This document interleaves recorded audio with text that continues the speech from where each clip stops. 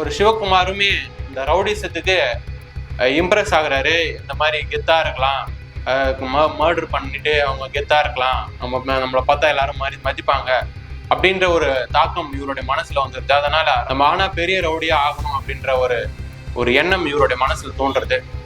அதனால அந்த ஏரியாவை சேர்ந்த மயிலை மகேஷ் அப்படின்ற ஒரு ரவுடியை பார்த்து அவரு இம்ப்ரெஸ் ஆகுறாரு. எப்படியாச்சும் நான் மயிலை மகேஷ் மாதிரி ஆகணும் அப்படின்ட்டு கடுமையா அவர் எல்லா வேலையும் செஞ்சுட்டு வர்றாரு.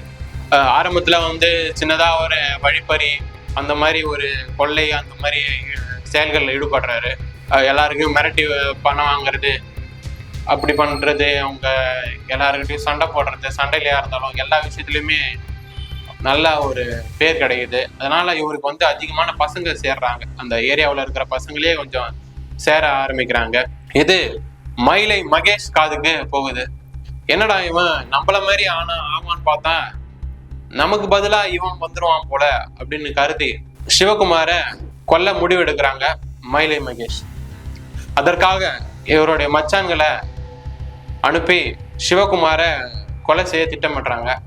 இவங்க 2 பேருமே போயிட்டு சிவகுமார கொடூரமா தாக்கி, அறிவாளால தாக்கி கொடூரமான முறையில அடிச்சு பாலத்துக்கு கீழே தூக்கி போட்டு போயிடுறாங்க.